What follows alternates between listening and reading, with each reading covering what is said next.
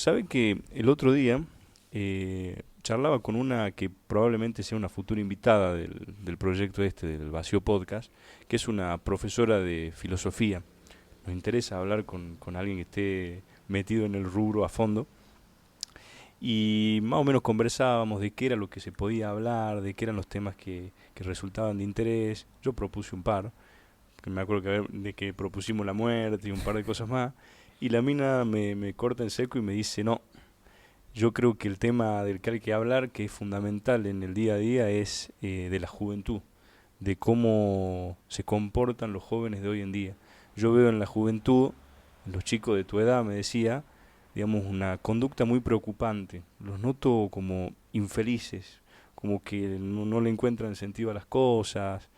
Digamos, cada vez se hace más común estos problemas como la depresión, como la ansiedad, cuestiones muy ligadas a la salud mental, ¿no? Que cada vez también se habla más, pero paradójicamente también cada vez se potencia más la gente que padece esos trastornos. ¿Cómo ve usted, padre, la situación actual de los jóvenes de la República Argentina, por lo menos? Sí, no solo de la República Argentina, ¿no? Yo diría en gran medida de Occidente. Eh, Tenemos que ir un poquito atrás para encontrar las raíces de lo que estamos viviendo.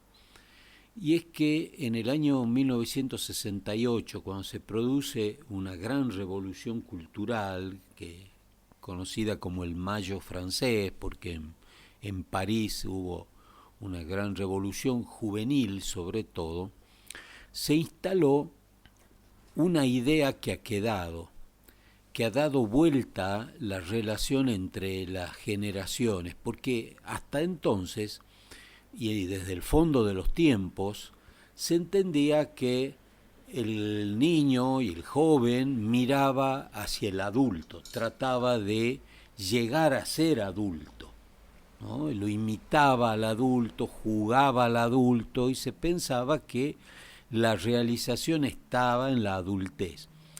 En la revolución que se produce cultural desde Francia y se difunde en el mundo, aparece la juventud como un sujeto social que ocupa el lugar de la adultez. Es decir, se dan vuelta las cosas y empieza a considerarse que la vida tiende a la juventud y que la etapa de la juventud es lo mejor de la vida, e incluso comienza a darse un fenómeno muy curioso de los adultos que imitan a los jóvenes, que tratan de quedarse para siempre, o sea, de no salir de la juventud, de no pasar a la adultez. Fíjense qué cosa interesante. Hay una psicóloga, psicoanalista francesa, Dolto, que mucho antes de este fenómeno del año 68 describía la adolescencia como una etapa de incertidumbre, de indecisiones, porque se estaba queriendo ser adulto. Pero cambiaron las cosas y al revés ahora todos quieren ser jóvenes. Y esto ha generado una gran maquinaria para generarle necesidades a los jóvenes, una gran maquinaria económica. Yo pienso que los jóvenes piensan a veces que bueno, que están siendo auténticos, que son originales, y en una gran medida están asimilando lo que la industria del consumo les va sembrando y les va cambiando de moda, porque bueno, así vive en la medida en que siempre hay necesidad de comprar algo. Entonces, Valentín, esto que vos decías, que te comentaba esta profesora, tiene, yo creo que acá tiene su raíz, en que a los jóvenes los atoran, los llenan de propuestas, de generarles necesidades, de estimularles necesidades y nunca se terminan de satisfacer. Es como al que le ponen la zanahoria para que corra detrás, pero se la viven moviendo, se la viven cambiando. Entonces, en gran medida, la insatisfacción, la ansiedad que hay es por estas necesidades insatisfechas o porque cuando se satisfacen se dan cuenta que no traen la felicidad que prometían. Toda la publicidad tiene como estilo prometer felicidad, pero los productos que pueden venderse, ninguno da felicidad. Ahora, así como ocurre este fenómeno, yo veo también que hay otro fenómeno. A ver. Y es que los jóvenes no dejan de ser humanos y no dejan de tener la energía, y la energía más profunda es la que busca el sentido, es la que busca el absoluto, la que busca la verdad. O sea, no deja de darse en los jóvenes una búsqueda de algo más profundo. Y yo tengo la gracia de poder viajar bastante y también de mantenerme informado, y uno ve cómo en todas partes del mundo, en medio del consumismo, sin embargo, surgen grupos de jóvenes que buscan algo más profundo, que se han dado cuenta de que lo que le están dando y son espejitos de colores, que la realidad corre por otro lado. A mí me hace pensar mucho lo que dice de estudiar, por ejemplo, civilizaciones antiguas, como es, por ejemplo, el caso de la civilización romana o las griegas, en donde justamente pasa esto que usted dice, ¿no? El anciano era el sabio, a quien uno iba a pedirle consejo, a quien lo escuchaban, que tenía un lugar preponderante quizá en la sociedad, que yo siento que en el occidente que nos toca vivir ahora quizá cambió. Hay un cierto maltrato hacia la gente mayor, hay un descrédito hacia la gente mayor que yo creo que puede ser muy nocivo, porque justamente es las personas que tienen una experiencia de vida y las que más cosas nos pueden enseñar, ¿no? Y también estoy de acuerdo con eso que dice del estadio actual de la juventud. A mí me pasa que yo tengo un sentimiento constante, que es el sentirme que me estoy perdiendo de algo. Como a uno se le llena tanto de propuestas, de posibles opciones, de cosas que hacer, es como que uno siempre siente que nunca está haciendo nada al fin y al cabo. Y es un sentimiento de frustración, de que te lleva también a lugares muy oscuros. Entonces, nada, estoy de acuerdo con lo que dice. Sí, yo creo que la manera de superar ese sentimiento es cuando uno puede tomar distancia de los tironeos, de lo que se te ofrece, de los impulsos, y es capaz de uno renunciar. Es decir, no es que te estás perdiendo de algo, sino que podés distinguir y elegir y poder dejar y prescindir de algo de lo que aparece, Claro. ¿no? Porque si no, uno se pierde. Fíjate que la palabra diversión quiere decir ir por varios carriles. Y bueno, hace falta diversión un poco en la vida, pero eso es para descansar. Ahora, uno no puede ir por muchos carriles pues, jugando en todas las canchas al mismo tiempo. En algún momento y en la mayor parte hay que concentrarse. Claro. Y para lo cual hay que seleccionar y decir por aquí no, por aquí no, por aquí sí. Claro, también está ese pensamiento nocivo que tiene que ver con lo que vos estás comunicando, que esta cuestión de el momento de la vida que vale realmente la pena es la juventud. Entonces todo es ahora, el mundo es mío ahora. Si se me pasa ese tren de ahora que soy joven, ya después no voy a hacer ciertas cosas, y uno también corre con ese miedo y esa preocupación de si yo no hago esto ahora, a esta edad que tengo, ya después no vuelve más.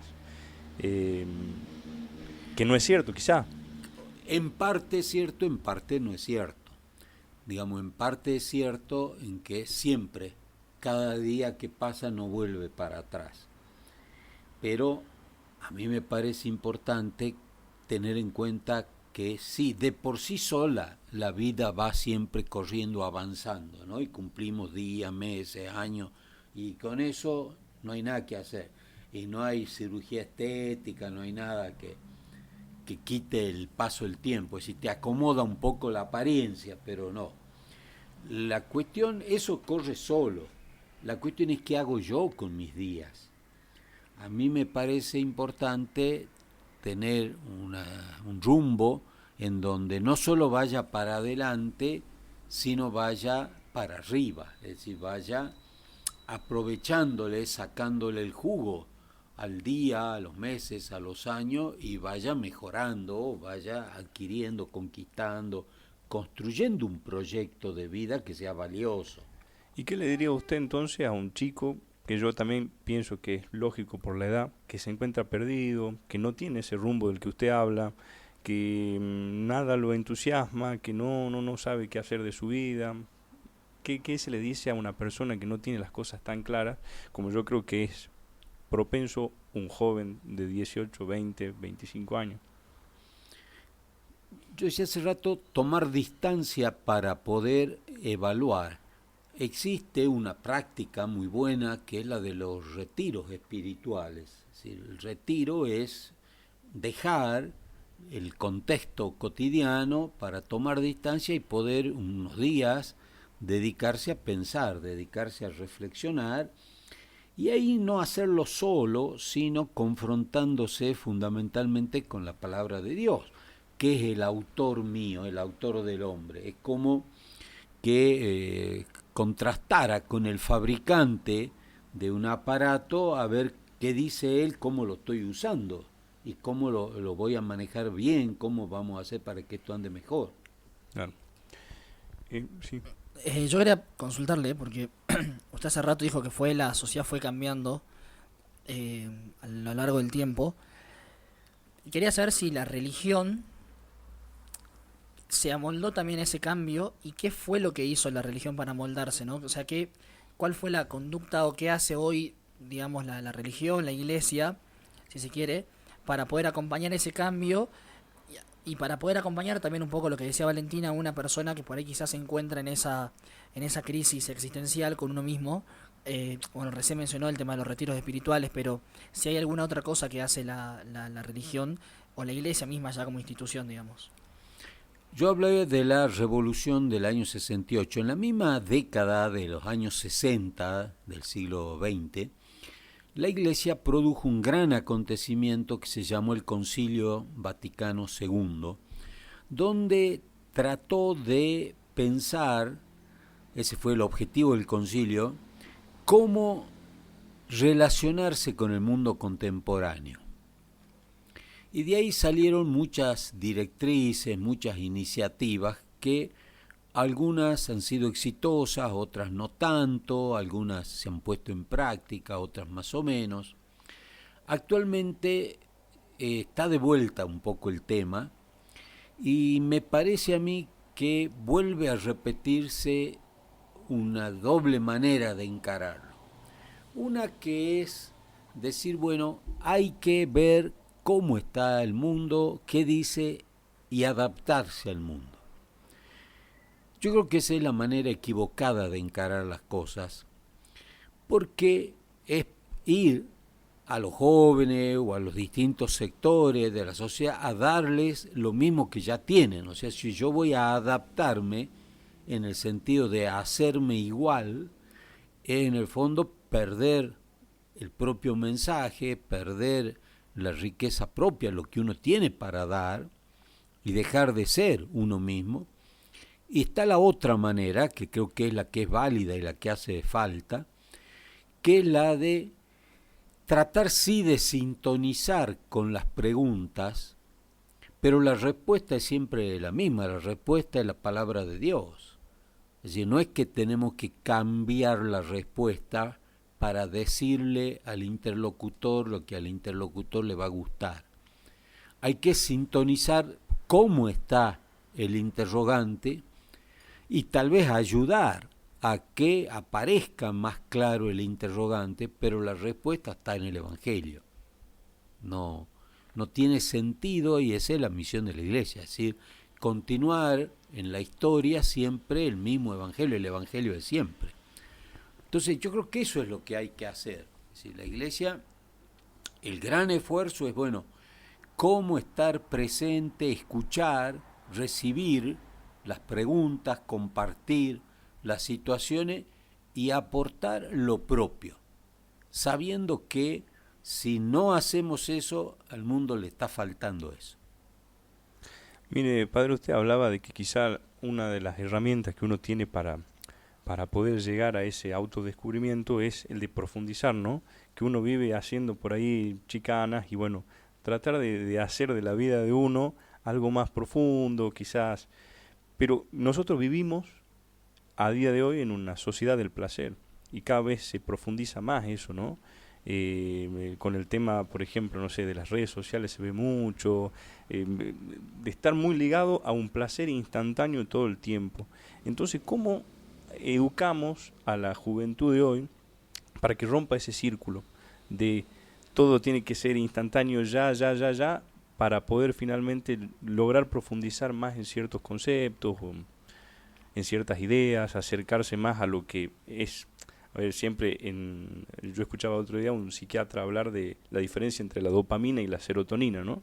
Que la dopamina es todo lo que libera ese placer instantáneo, digamos, la gratificación instantánea, y la serotonina tenía que ver con una cuestión más espiritual, de autorrealización. Bueno, ¿cómo nos alejamos entonces de esa producción compulsiva de dopamina y nos acercamos más a la serotonina, que es la felicidad real?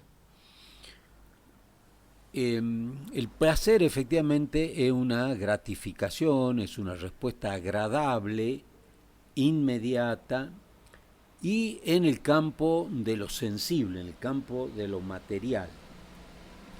Freud dice, el padre de la psicología, Freud dice que el proceso de la educación y el desarrollo de la maduración progresiva a partir del niño es irle ayudando a cultivar lo que llama el principio de postergación, es decir, a no buscar y a no darle al niño siempre inmediatamente la satisfacción del deseo.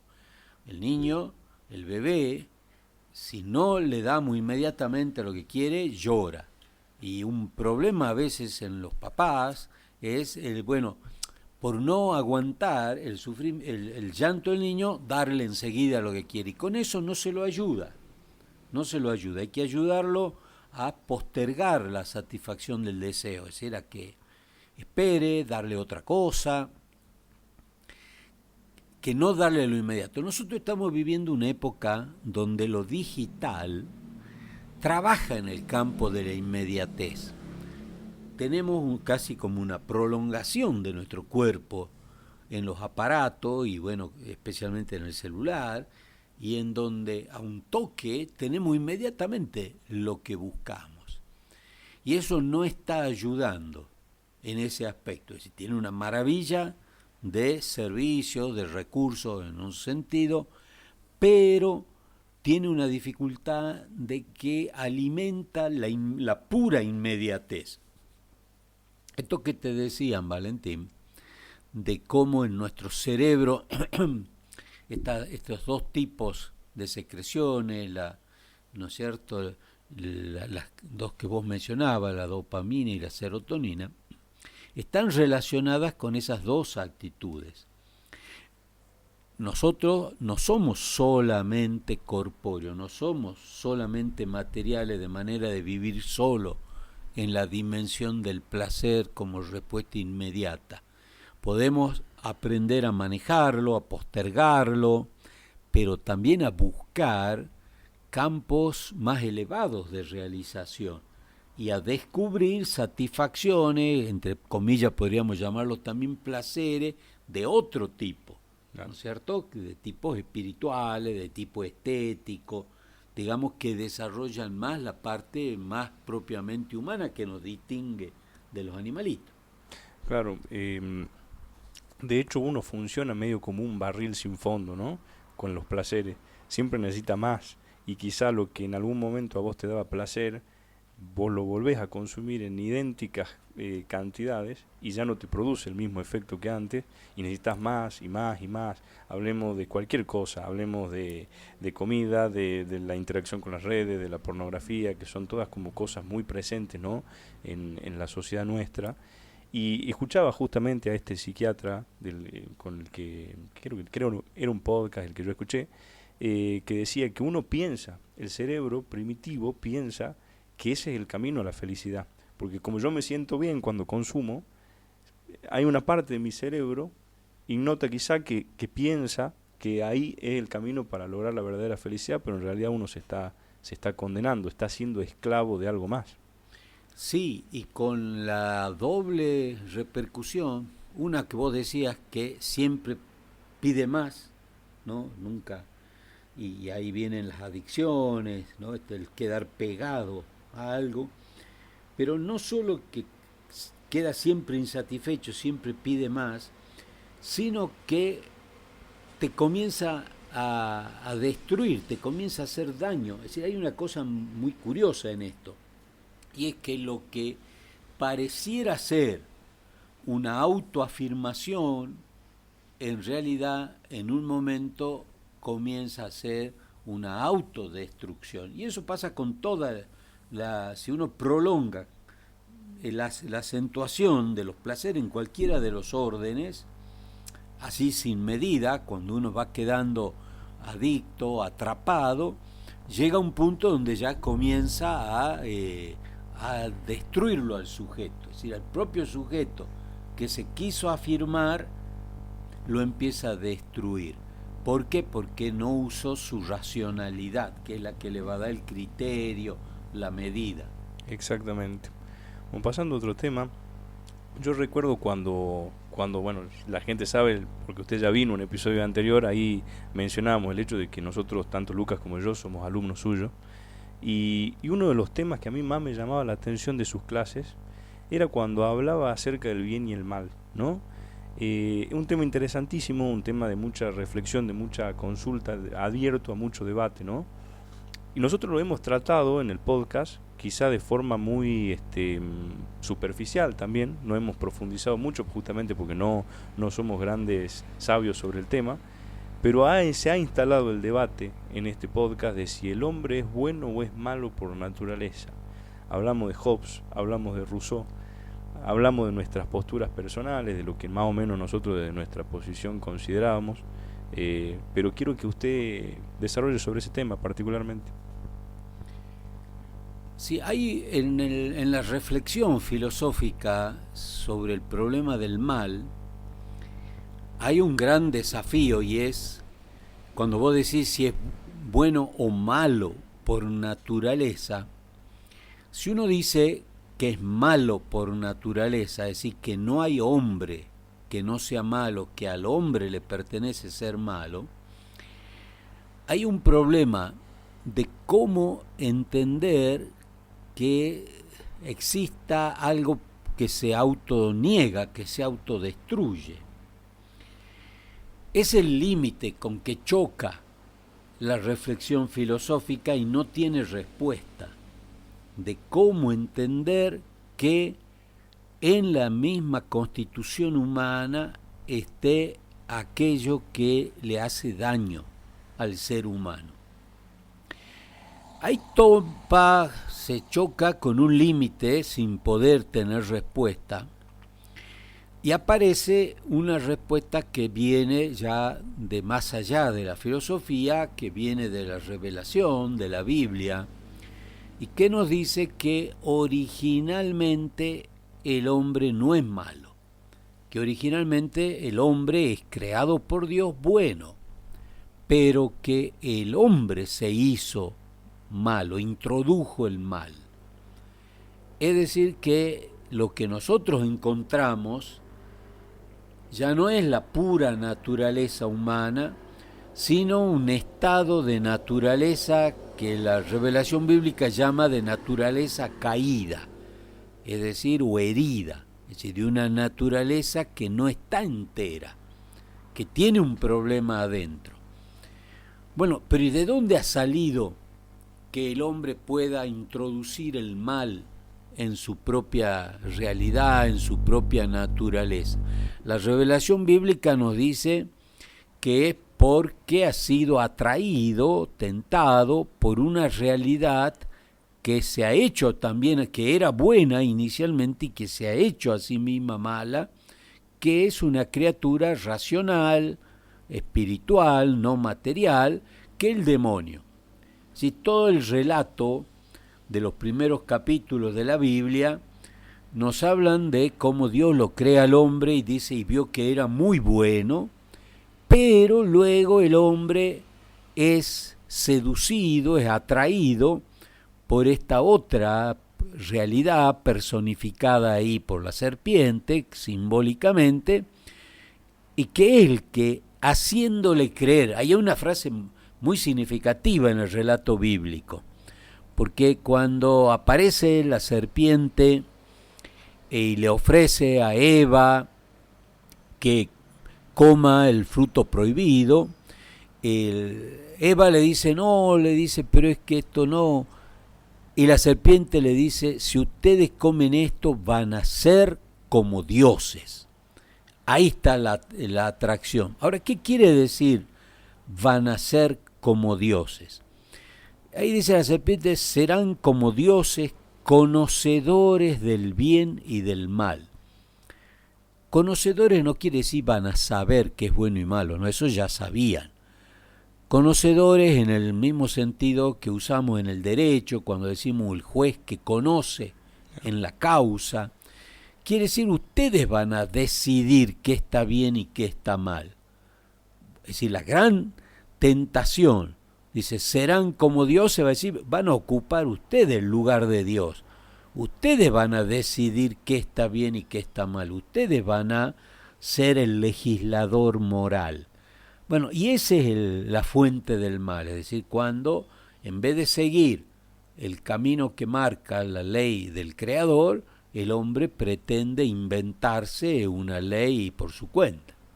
O sea que digamos que el mal verdaderamente existe, porque lo que muchas veces escuché, digamos, es desde alguna corriente por ahí para pensar que en realidad el mal no existe, sino que lo toman como la ausencia del bien, pero no, que podríamos decir, entonces si el mal es la ausencia del bien, entonces sí existe el mal, pero le tratan de sacar la entidad a esa palabra, al mal, como también dicen, la oscuridad es la falta de luz, y le sacan de alguna manera la entidad a la existencia de la oscuridad. Entonces podríamos decir que efectivamente el mal sí existe, y está, bueno, como dice usted, personificado en este caso desde el libro del Génesis, con la representación de la serpiente, etcétera, con la tentación que le da también cuando le dice eso. Podríamos decir entonces que verdaderamente el mal sí existe. El mal existe y existe el malo, porque la figura esta, el demonio, no es el mal, es el malo. El malo es una realidad en la que hay mal. Pero acá será bueno aclarar esta expresión de que el mal no existe, es la ausencia de bien. En realidad no está completa la frase. Es la ausencia del bien debido, del bien que corresponde. Vamos a poner un ejemplo. Supongamos que nace un niño y nace sin un brazo. Ahí decimos que nació con un mal, que tiene un mal de nacimiento, porque le falta algo que le corresponde que tenga. El niño tiene 2 bracitos. Pero nace el niño y no tiene alas, ahí no decimos que nace con el mal. Es decir, hay una ausencia de alas, pero las alas no pertenecen a la naturaleza del niño. Entonces, cuando en una conducta humana decimos esta conducta está mala, está mal, por ejemplo, si yo aprovecho una distracción y te robo el celular, ¿en dónde está el mal allí? El mal no existe por sí mismo, es la ausencia del bien debido. O sea, ¿dónde está lo malo en mi conducta si yo te robo el aparato, el celular? En que a mi conducta, a mi actividad, lo que le corresponde es que yo me lleve mi celular y respete la propiedad ajena. En cambio, si me llevo también el tuyo, ahí está faltando algo en mi conducta, algo que le correspondía. ¿Qué le correspondía a mi conducta? Solo llevarme el mío y respetar y dejar, donde vos lo dejaste, dejar el tuyo allí. Si yo choco el auto de una persona y no está la persona y me escapo y me voy, esa es una conducta mala. ¿Por qué? Porque ¿qué es lo que corresponde? Que si yo he producido un daño, yo me haga cargo del daño. O sea, el mal es la ausencia de algo que corresponde que esté, pero no puede darse sino en el seno, como cabalgando en una conducta. Es como en una manzana, diríamos, una parte podrida. No. Es decir, pero no hay la podredumbre sin la manzana. Claro. Ahora, pero ¿cuál es el origen entonces del mal? ¿El demonio es el origen? Exactamente, el padre del mal, que en la Biblia aparece con la rebeldía de no querer obedecer a Dios. Y por eso lo que hace el demonio es arrastrar al ser humano en no querer obedecer la ley de Dios y querer inventarse una propia ley. Eso cuando le dice, ustedes van a decidir qué es lo bueno y qué es lo malo. O sea, van a ocupar el lugar del legislador moral, van a ocupar el lugar de Dios. Es jugar a ser dioses, básicamente. Exactamente, jugar a ser dioses. Pero entonces, a ver, si Dios es omnipotente, ¿por qué no lo elimina? ¿Por qué por qué no sería mejor un mundo en donde no exista lo malo y todo sea felicidad, goce? Buenísimo. Fíjate que cuando Dios nos crea y nos da la inteligencia y la voluntad libre, Ajá. eso tiene un sentido, la libertad. La libertad no es solo libertad de coacción, o sea, que yo no esté empujado por otro, obligado, determinado por otro, sino que la libertad también es para. La gran pregunta es ¿para qué tengo la libertad? Bueno, para hacer mi vida en el camino de Dios y en definitiva para amarlo a Dios, responderle Claro. a lo que Dios me propone.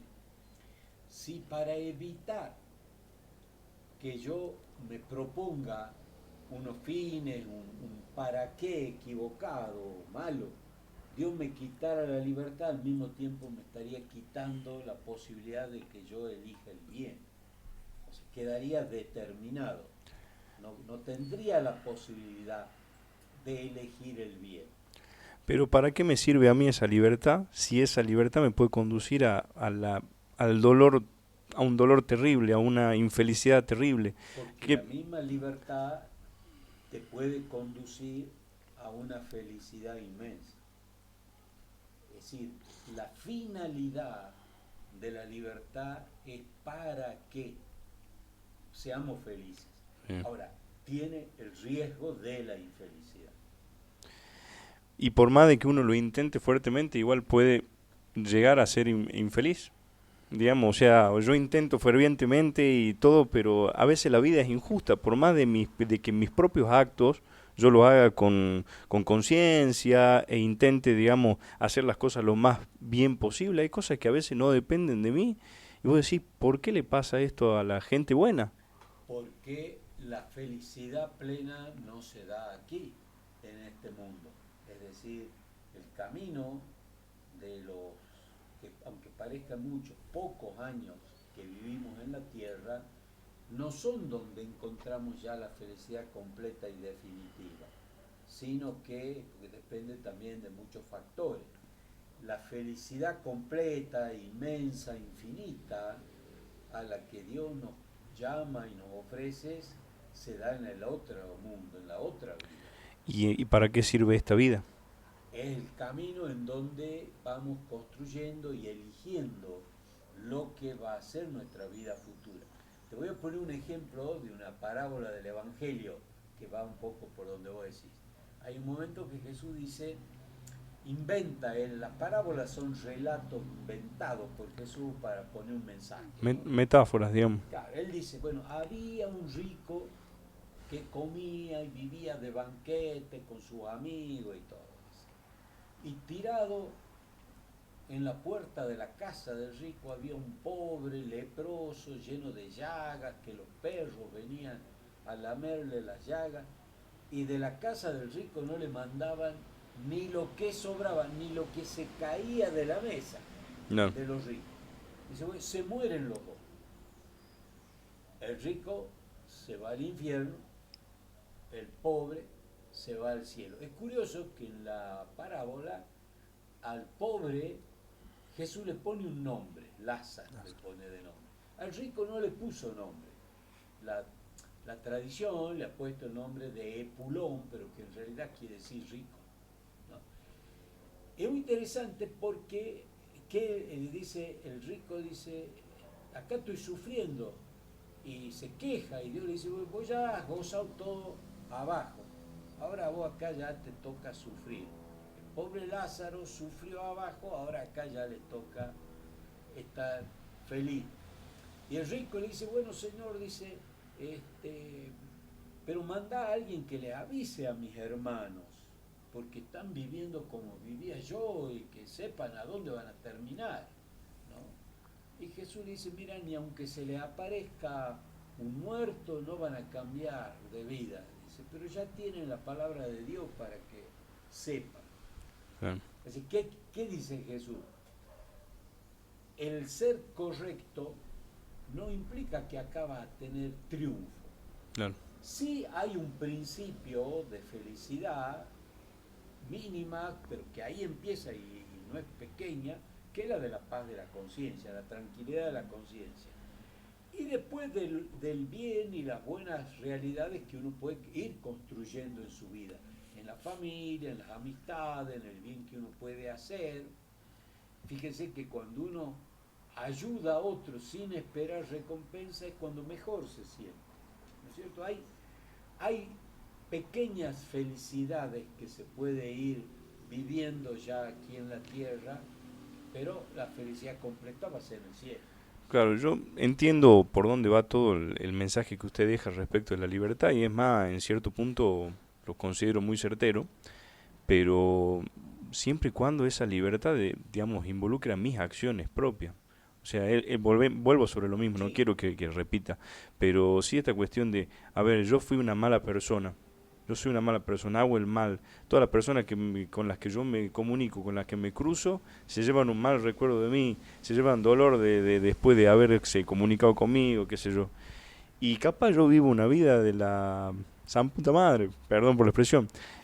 O al revés también, una persona que es buena y le pasan injusticias porque sí. O sea, Claro, no estoy hablando... es la famosa esa de, por ejemplo, ¿por qué las personas buenas se mueren antes y la persona que hace el mal termina teniendo una vida larga, tranquila, no le pasa nada? Sí, o ni siquiera la muerte, porque ponerle uno también a lo largo de todo este episodio empezó a ver la muerte no como algo tan negativo, quizá, digamos, pero sí, qué sé yo, enfermedades gravísimas, vos decís, o crímenes que se cometen contra personas, que vos decís, el delincuente, digamos, el agresor, vivió una vida llena de lujos y la pobre persona esta que fue buena, digamos, sufrió toda su vida, no sé. Ahí es donde uno se cuestiona.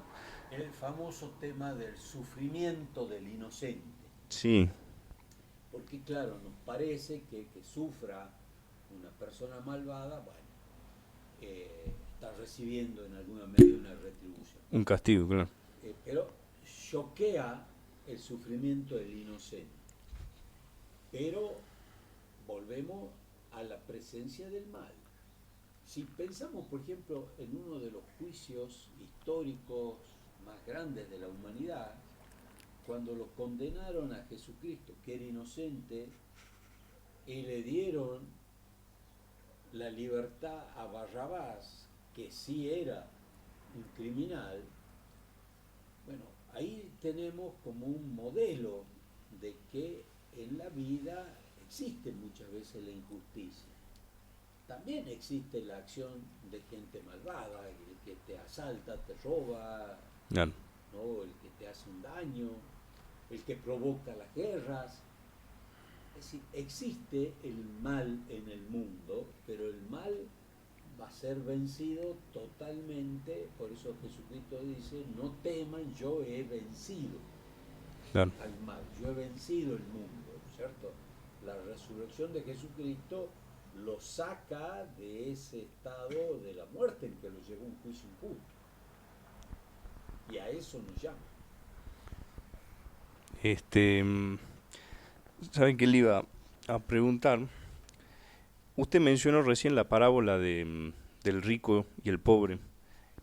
Yo que estudio con Lucas, estudiamos Derecho, lo leímos a un sociólogo, Max Weber, Sí, que hablaba, que hablaba acerca de la relevancia de las religiones en los pueblos, que era la religión justamente lo que marcaba una idiosincrasia en el pueblo, ¿no?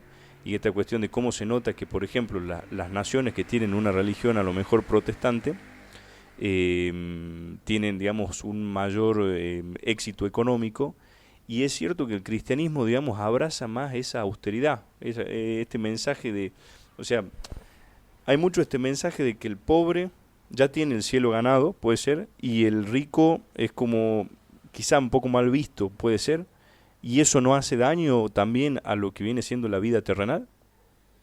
la tesis de Max Weber sobre el origen del capitalismo y la reforma protestante ha hecho mucho camino, pero ha sido ya refutada, porque en realidad los países que describe Max Weber no son solamente protestantes. Por ejemplo, principalmente tomemos el caso de Alemania. En Alemania, más de la mitad, y sobre todo en los tiempos en que escribe Max Weber, los tiempos del desarrollo alemán, más de la mitad eran católicos. Claro. Es decir, que en realidad la clave no estaba en la religión protestante o calvinista, que es la que señala Max Weber, porque tampoco todo el calvinismo era muy pequeño, sino estaba en un pueblo organizado, un pueblo trabajador y organizado, y bueno, que salió adelante. Con posterioridad a la tesis de Max Weber, bueno, el mismo cambio del mapa mundial de los países desarrollados ha mostrado que no estaba allí la clave. ¿Sí? La clave está en ser organizado, en ser trabajador, en ser prolijo y honesto con lo que uno hace, ¿cierto? Y en cuanto a lo que vos decías, sí hay una acusación, sobre todo al catolicismo, de lo que llaman el pobrismo, es decir, de idealizarlo al pobre.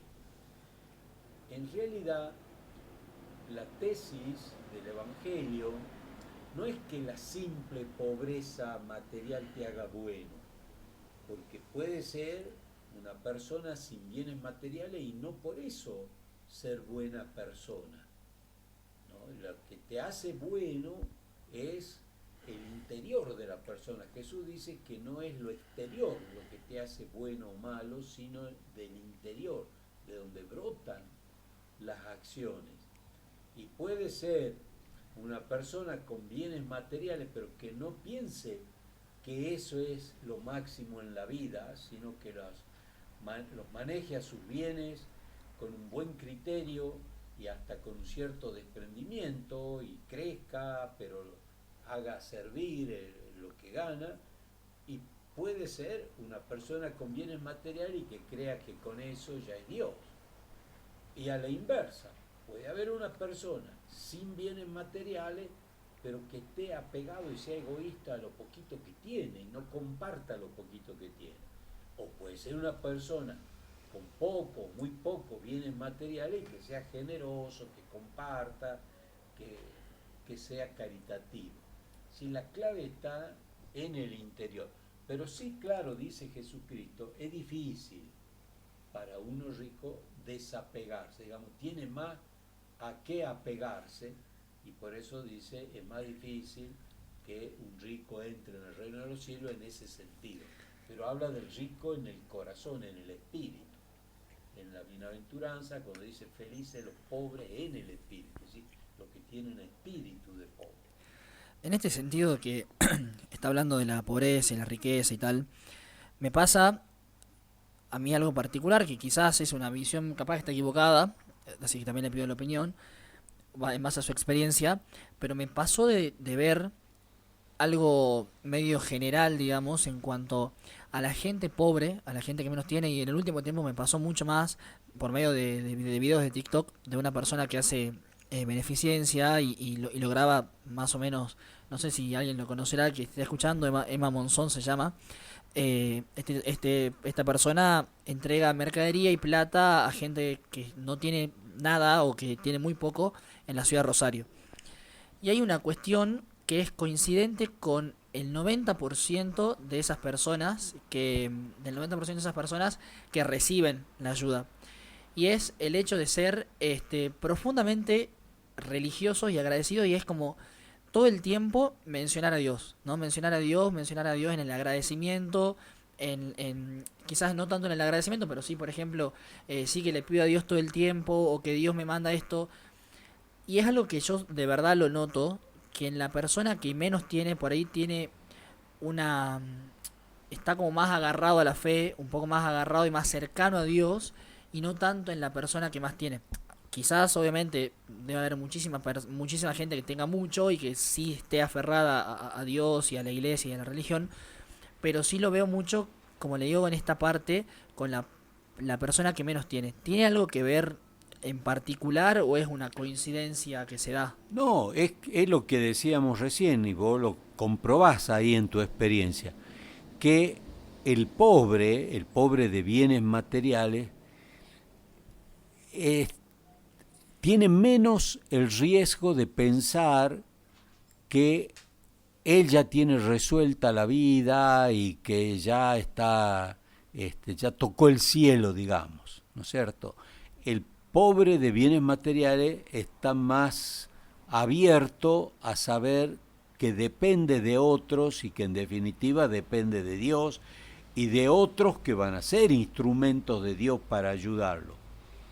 El riesgo de un rico en bienes materiales es el de creer que él ya está por encima de los demás, que él ya tiene su vida resuelta, que no necesita nada de Dios. Pero es posible para alguien que tenga bienes materiales, para alguien que sea rico, si profundiza, bueno, reconocer que lo que tiene en alguna medida se lo ha dado Dios y para algo, y tratar de ver qué puede hacer con esos bienes, que no significa simplemente repartirlo y volver a cero, sino qué puede hacer, y además si sabe administrar, si es creativo, si sabe multiplicar los bienes, cómo ser constructivo no solo para sus propios intereses, sino también para intereses sociales. Ahí yo me meto en un dilema, ¿no?, personal, que esta cuestión... yo escucho hay un tema que me gusta mucho que se llama La gran regla de la sabiduría, que dice, la frase es: en lugar de tratar de satisfacer más necesidades, las reduciré. Y también uno lo escucha a tipos como Pepe Mujica, que es lo que te habla del tiempo que uno invierte quizá en las cosas materiales y de la infelicidad que eso puede traer, y me resuena algo real, cierto, ¿no? O sea, como que le creo. Pero al mismo tiempo yo soy consciente de que vivo en un mundo material en donde me gusta también los placeres materiales. Y no creo yo personalmente que el hecho de disfrutar de ellos y de los beneficios y de las comodidades y de los placeres que puede darte el propio dinero, eso te constituya en sí mismo, en virtud de todo lo que venimos hablando, en una mala persona si el interior tuyo se mantiene pulcro, si se quiere decir. Bueno, es que ahí está lo que decíamos al principio de esta conversación, el poder desapegarse, poder tomar distancia como para poder aprender a prescindir, poder aprender a vivir sin algo, a postergar, como para no dejarse procesar por los mecanismos, porque hay una distinción importante entre necesidad y deseo. Bien. Hay deseos que obviamente surgen de una necesidad, pero hay deseos que están artificialmente instalados, te lo genera la publicidad, te lo genera el contexto y te lo hace aparecer como una necesidad, y entonces surge también la sensación de frustración, porque uno ha juntado deseo y necesidad, y hay cosas que no son necesarias, y es bueno descubrir a veces que esto es necesario, y es bueno darse gustos con lo superfluo, con algo que no es necesario, pero sabiendo que no es necesario y que no me lo tengo que hacer necesario. Para ir terminando, hay como una especie de idea, ¿no?, en la sociedad de hoy en día de que existe un alejamiento de, sobre todo de la juventud, de lo que viene siendo la iglesia y de la vida cristiana en general. ¿Eso es un mito o usted lo ve como algo efectivo, real? ¿Hay un alejamiento? ¿Hay una merma? Yo más bien veo la inversión de la tendencia. Yo creo que esto que vos describes ha sido más fuerte en los años 90 y primeras décadas del siglo XXI, pero en la observación que tengo veo como que la tendencia se está invirtiendo por aquello de que en el fondo del alma siempre está la búsqueda del absoluto, la búsqueda de Dios, y que bueno, eso está en todo hombre y está en los jóvenes. Yo creo que hay muchos movimientos, hay muchas iniciativas, y también en estos ambientes de las redes sociales, por todos lados hay iniciativas y ofrecimientos para ayudar a ir y rascar un poco en la superficie e ir a algo más profundo. En todo esto que usted menciona y lo que decía Valentín recién, yo por ahí también coincido, lo veníamos hablando antes de comenzar la grabación, esta situación por ahí de, si se quiere, de crisis con la fe o con la religión o con el acercamiento a la iglesia. ¿Existe algún proceso que sea más o menos común al general de las personas para el retorno a ese acercamiento? ¿O es algo que pasa muy por dentro de uno y que cada uno tiene sus experiencias medio diferentes a la del otro, digamos? Yo creo que no hay un único hilo que se repita. Hay muchos. A veces son acontecimientos que pasan en la vida o experiencias que uno ve o una persona que uno conoce, un lugar al que uno va, o una obra de arte, una música o algo. Hay muchos caminos. Yo creo que en eso es como tantas cosas en la vida, que somos tan abiertos y tan plurales que por algún lado Dios se te aparece. Y con esto cierro. La persona que está pasando por eso, y me incluyo también, ¿tiene que hacer un trabajo de búsqueda o tiene que esperar a recibir por ahí, si se quiere, como dice usted, el llamado de Dios o el alerta, si se quiere, de Dios, para poder volver a acercarse? San Agustín dice que el que experimenta algún deseo, alguna búsqueda, es porque ha comenzado a encontrarlo, porque Dios se le está apareciendo, se le está mostrando. Ahora, también dice él, temo a Dios que siga de largo, como diciendo, si yo no respondo, ¿no? Es como en las relaciones humanas, por allí, si uno llama a una chica o algo, bueno, si no te contestan, llega un momento que vos decís, bueno, acá no, esto no va. Si Dios no fuerza, Dios se insinúa, se te muestra, despierta algo, el tema es como morder el anzuelo, es decir, ir siguiendo por donde se te muestra, sabiendo que va por buen camino. Se dice mucho esto de que las costumbres o las prácticas de la iglesia hoy en día son como, han quedado anticuadas, han quedado obsoletas, que no se ajustan a las nuevas mentalidades de las nuevas épocas. Usted, le pregunto ya, y esta sería la última pregunta, si usted cree que verdaderamente es así, y si haciendo o proponiendo una especie de autocrítica, ¿qué modificación ve factible en lo que viene siendo el culto y la iglesia cristiana de hoy en día?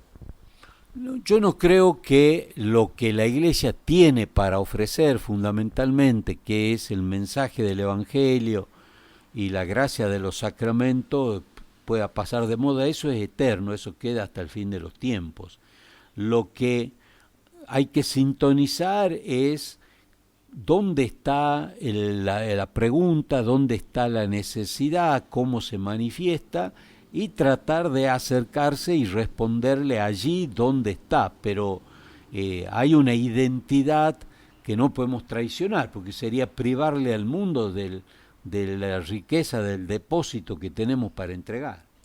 He visto, por ejemplo, sacerdotes que se han hecho streamers o que se han hecho youtubers y que hacen canales, o sea, suben videos a las redes sociales o TikTok. ¿Qué opina de eso? Yo creo que es una buena forma de acercar. Mientras todos los caminos son útiles y son instrumentos para comunicar con autenticidad lo que tenemos. ¿Qué mensaje le deja al público? Que responda a las inquietudes cuando las perciba, que no las deje apagar, que si percibe alguna llamita, alguna inquietud en su interior, que le preste atención porque va a ir por buen camino.